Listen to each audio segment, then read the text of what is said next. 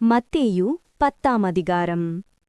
அப்பொழுது அவர் தம்முடைய 12 சீஷர்களையும் தம்மிடத்தில் வரவழைத்து, அசுத்த ஆவிகளைத் துரத்தவும் சகல வியாதிகளையும் சகல நோய்களையும் நீக்கவும் அவர்களுக்கு அதிகாரம் கொடுத்தார்.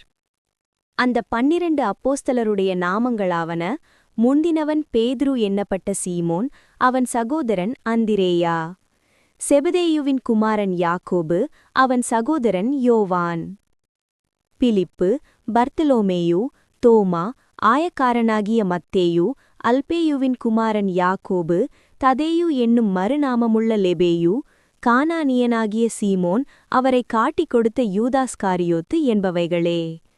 இந்த 12 இயேசு அனுப்புகையில் அவர்களுக்குக் கட்டளையிட்டு சொன்னதென்னவென்றால், நீங்கள் புறஜாதியார் நாட்டுக்குப் போகாமலும் சமாரியர் பட்டணங்களில் பிரவேசியாமலும் காணாமற் போன ஆடுகளாகிய இஸ்ரவேல் வீட்டாரிடத்திற்குப் போங்கள். போகையில் பரலோகராஜ்யம் சமீபித்திருக்கிறது என்று பிரசங்கியுங்கள். வியாதியுள்ளவர்களை சொஸ்தமாக்குங்கள், குஷ்டரோகிகளை சுத்தம் பண்ணுங்கள், மரித்தோரை எழுப்புங்கள், பிசாசுகளைத் துரத்துங்கள். இலவசமாய்ப் பெற்றீர்கள், இலவசமாய்க் கொடுங்கள். உங்கள் கச்சைகளில் பொன்னையாவது வெள்ளியையாவது செம்பையாவது வழிக்காகப் பையையாவது 2 அங்கிகளையாவது பாதரட்சைகளையாவது தடியையாவது தேடி வைக்க வேண்டாம். வேலையாள் தன் ஆகாரத்துக்குப் பாத்திரனாயிருக்கிறான். எந்த பட்டணத்திலாவது கிராமத்திலாவது நீங்கள் பிரவேசிக்கும்போது அதிலே பாத்திரமானவன் யார் என்று விசாரித்து நீங்கள் புறப்படுமளவும் அவனிடத்தில் தங்கியிருங்கள். ஒரு வீட்டுக்குள் பிரவேசிக்கும்போது அதை வாழ்த்துங்கள். அந்த வீடு பாத்திரமாயிருந்தால் நீங்கள் கூறின சமாதானம் அவர்கள் மேல் வரக்கடவது. அபாத்திரமாயிருந்தால் நீங்கள் கூறின சமாதானம் உங்களிடத்திற்கு திரும்பக்கடவது. எவனாகிலும் உங்களை ஏற்றுக்கொள்ளாமலும் உங்கள் வார்த்தைகளைக் கேளாமலும் போனால் அந்த வீட்டையாவது பட்டணத்தையாவது விட்டு புறப்படும்போது உங்கள் கால்களில் படிந்த தூசியை உதறிப் போடுங்கள். நியாயத்தீர்ப்பு நாளிலே அந்த பட்டணத்திற்கு நேரிடுவதை பார்க்கிலும் சோதோம் கொமோரா நாட்டிற்கு நேரிடுவது இலகுவாயிருக்கும் என்று மெய்யாகவே உங்களுக்கு சொல்லுகிறேன்.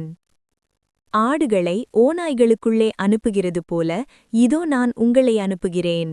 ஆகையால் சர்ப்பங்களைப் போல வினா உள்ளவர்களும் புறாக்களைப் போல கபடற்றவர்களுமாயிருங்கள். மனுஷரை குறித்து எச்சரிக்கையாயிருங்கள். அவர்கள் உங்களை ஆலோசனை சங்கங்களுக்கு ஒப்புக் கொடுத்து தங்கள் ஜெப ஆலயங்களில் உங்களை வாரினால் அடிப்பார்கள். அவர்களுக்கும் புறஜாதியாருக்கும் சாட்சியாக என் நிமித்தம் அதிபதிகளுக்கு முன்பாகவும் ராஜாக்களுக்கு முன்பாகவும் கொண்டு போகப்படுவீர்கள். அவர்கள் உங்களை ஒப்புக் கொடுக்கும்போது எப்படி பேசுவோம் என்றும் என்னத்தை பேசுவோம் என்றும் கவலைப்படாதிருங்கள். நீங்கள் பேச வேண்டியது அந்நேரத்தில் உங்களுக்கு அருளப்படும்.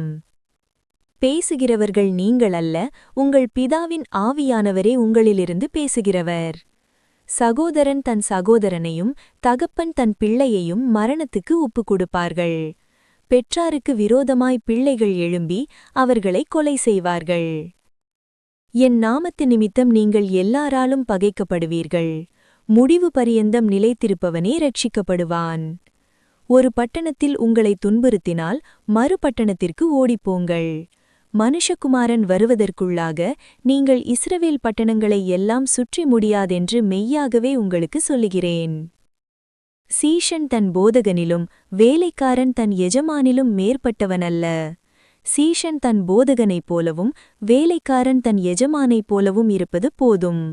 வீட்டெஜமானையே பேயல்சேபுல் என்று சொல்வார்களானால் அவன் வீட்டாரை அப்படிச் சொல்வது அதிக நிச்சயமல்லவா? அவர்களுக்கு பயப்படாதிருங்கள். வெளியாக்கப்படாத மறைபொருளும் இல்லை, அறியப்படாத இரகசியமும் இல்லை. நான் உங்களுக்கு இருளில் சொல்லுகிறதை நீங்கள் வெளிச்சத்தில் சொல்லுங்கள். காதிலே கேட்கிறதை நீங்கள் வீடுகளின் மேல் பிரசித்தம் பண்ணுங்கள். ஆத்துமாவைக் கொல்ல வல்லவர்களாயிராமல் சரீரத்தை மாத்திரம் கொல்லுகிறவர்களுக்கு நீங்கள் பயப்பட வேண்டாம். ஆத்துமாவையும் சரீரத்தையும் நரகத்திலே அழிக்க வல்லவருக்கே பயப்படுங்கள். ஒரு காசுக்கு 2 அடைக்கலான் குருவிகளை விற்கிறார்கள் அல்லவா?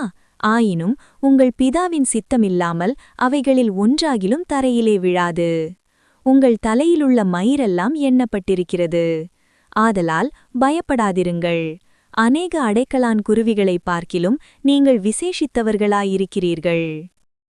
மனுஷர் முன்பாக என்னை அறிக்கை பண்ணுகிறவன் எவனோ அவனை நானும் பரலோகத்திலிருக்கிற என் பிதாவின் முன்பாக அறிக்கை பண்ணுவேன். மனுஷர் முன்பாக என்னை மறுதலிக்கிறவன் எவனோ அவனை நானும் பரலோகத்திலிருக்கிற என் பிதாவின் முன்பாக மறுதலிப்பேன்.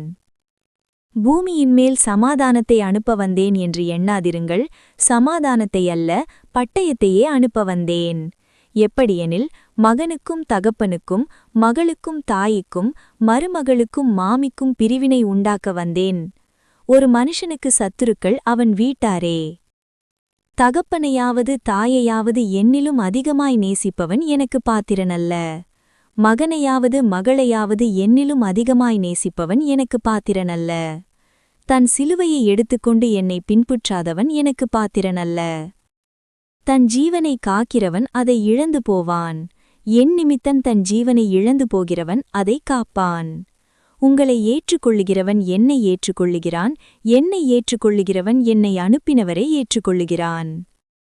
தீர்க்கதரிசி என்னும் நாமத்து நிமித்தம் தீர்க்கதரிசியை ஏற்றுக்கொள்ளுகிறவன் தீர்க்கதரிசிக்கு ஏற்ற பலனை அடைவான். நீதிமான் என்னும் நாமத்து நிமித்தம் நீதிமானை ஏற்றுக்கொள்ளுகிறவன் நீதிமானுக்கேற்ற பலனை அடைவான். சீஷன் என்னும் நாமத்து நிமித்தம் இந்த சிறியரில் ஒருவனுக்கு ஒரு கலசம் தண்ணீர் மாத்திரம் குடிக்கக் கொடுக்கிறவனும் தன் பலனை அடையாமல் போகமாட்டான் என்று மெய்யாகவே உங்களுக்கு சொல்லுகிறேன்.